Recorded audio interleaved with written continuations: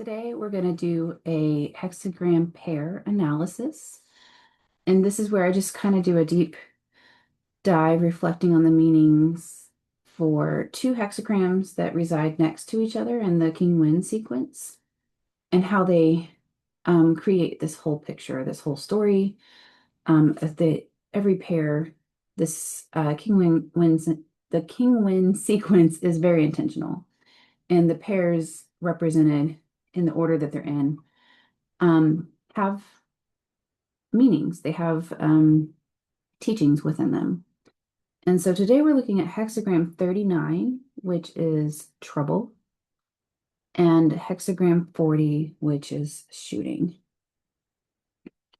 So there is this movement that I think encapsulates the gesture of this particular progression, the sequence of these two really nicely, specifically starting with hexagram 39, if you think of it as the first part of the story, right? So think of walking a path over and over again, going forward, stopping, going back, turning back, waiting, listening. There's this sort of like keep going forward and keep stopping movement associated with hexagram 39. And in this one, we have the moon over this sort of really steep, treacherous mountain, right? The moon over the earth element. And specifically, it's described as a moon rising over a mountain with treacherous terrain. That's the image description given for this hexagram. And there's just this process of just continuously trying to go over this mountain, and this mountain is an obstacle. Other names for it include trouble, affliction, oppression, obstruction, difficulty, limping, barrier. It's that sort of insurmountable rock wall, hard place kind of situation going on here. And there's a kind of rest associated with this. There's a kind of attainment of realizing you got to stop, right? So there's a going and coming and a resting quality associated with the movement of this particular hexagram. I think we can very easily see the earth element here in this mountain as our self, our ego, our assumptions, our physical body might be a limitation if we're talking about that injury, right? But I think the secret teaching or the deep teaching here is examining values, beliefs, the stories we tell ourselves that might be holding us back. They are obstacles, right? And where the moon I think that earth in combination with the moon is what really brings that home, because the moon is associated with the deep subconscious emotional world. It's associated with our subpersonalities and our shadows and things like that, which are often obstacles. And so if you think of your ego protecting or in combination with your subconscious beliefs, that's the kind of trouble we're talking about here with this particular hexagram. And those lines, the descriptions of the lines moving upwards here are all about attempting to climb that mountain, that ego, climb over it, get to the top, and returning before you can even get there, before you can make it to the top. There is not a single line in this entire progression that represents a successful attempt at climbing this particular mountain, which is very important, I think. So in lines 1 and 3, or 1, 2, and 3, we start on our journey and we head back and we're rewarded for returning back. We are given praise. In line 4, we stop and we wait. We don't go back necessarily, but we don't go forward either. And in line 5, support arrives to help us. We call support to us where we are. And still again in line 6, we are not going forward. So the most developed outcome in the case of this particular hexagram is to stop with this sort of wisdom around knowing that going forward is not the progress you're supposed to make. And that most actualized action you can take is to choose to stay and call in your community. So this is about the sort of difficulties and comings and goings, right?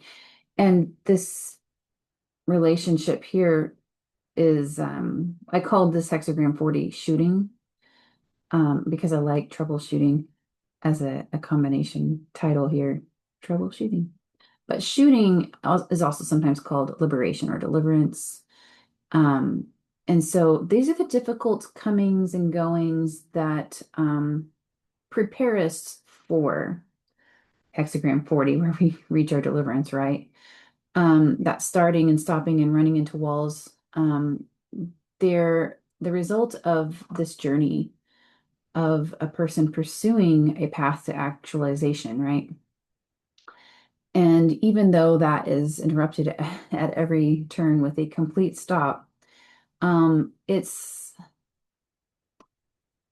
it's um, it's a non-optional stop. It's not like you're giving up or quitting or um, you don't have a choice. This is the stop that you do because you're not quite whole enough, right? You're injured. The terrain is really, truly too insurmountable for you where you are right now. And so that wisdom of recognizing that you shouldn't push through it because not all motion is progress is really important um, part of the teaching on this one. Um, Turning back, or actually, I think better yet, to turn inward is the rewarded action. So that stop is a turn inside to look at and examine, right? Um, that belief, value system, something, that story, that old fixation, right? Something you're fixating on that you're not quite aware of that is keeping you from preventing forward. You have to turn inward to see it. I have a quote from the Bible that I think kind of captures this idea of the kinds of fixations that might hold us back, these things that we might need to examine. And so it goes, "You have sown much and harvested little." This is from Haggai. "You eat but never have enough, drink but never have your fill, put on clothes but do not feel warm. The wage earner gets his wages only to put them in a purse riddled with holes. The abundance you expected proved to be little, and when you brought in the harvest, my breath spoiled it. Why?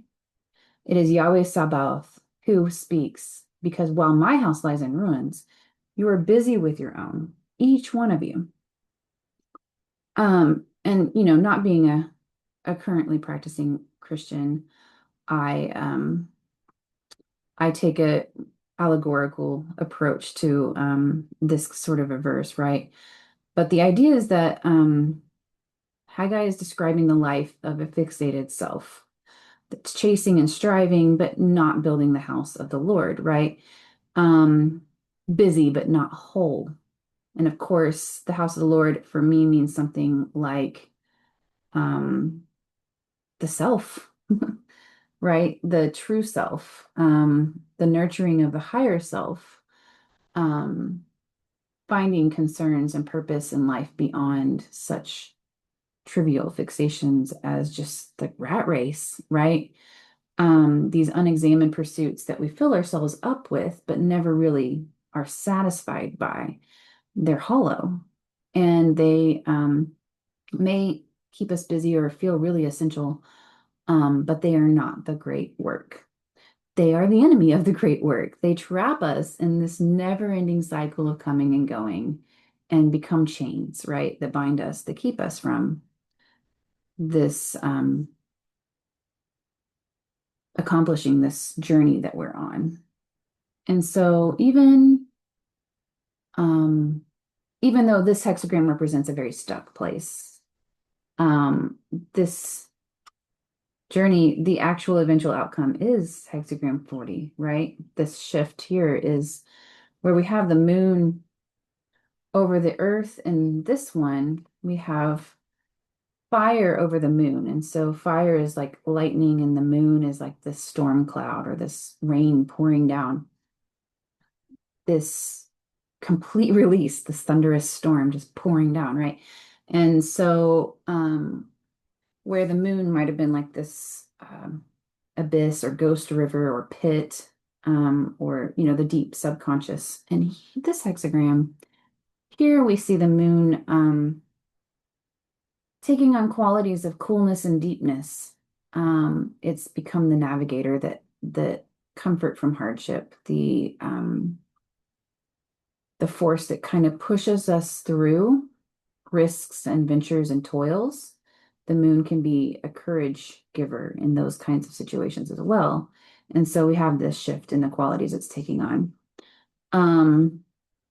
We may have had this sort of hopeless, wounded traveler, right? Kind of situation here. And then we get this release of cool, cleansing water, sort of delusion of our troubles and washing of our wounds, giving us this courage, right, to move forward. And I feel like I'm getting a little bit fixated on that. But other names for this: liberation, loosening, deliverance, eliminating obstacles, untangling, disillusion, relief, dispelling sorrow, fever breaking, the concept of a horn poking a hole, allowing blessings to flow through it. These are all words that have been used to title hexagram 40, which I really like calling shooting. And the reason why I like calling it shooting is because, and you'll see I drew the arrows, right, with the flames on them, is we are shooting for our deliverance, right? It's like an arrow shooting through the air and piercing that bubble, that old way of thinking, that fixation, right, that was oppressing us. We have pierced it with this arrow. And the pouring down rain is this expression of freeness, liberation. What was once really stuck is now moving. And those hidden stories we were telling us are now revealed. And so that's why I like the title shooting the best. And trouble for this one, instead of oppression and liberation, I like troubleshooting, because I think that's the gesture, is that liberation is not just given to us. We have to continuously aim for it. And failure is just part of the process. And I like troubleshooting as a gesture. Really embraces that failure as part of the process.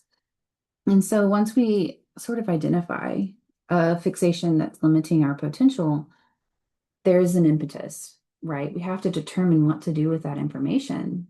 And some of us may throw up our hands at the obstacle.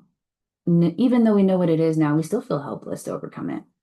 Or we may take actions to stay where we are and make it more pleasant or tolerable, build that kingdom within us, right? The kingdom of the Lord inside, and call on our community to help us pass the time with joy. And that is an option. That is not an unwise option when you're in this sort of situation. However, there are a few who actually move past this and break free, right? Break through the threshold of hexagram 39. They take aim with their arrow, release, and set fire to that wall that is holding back, right?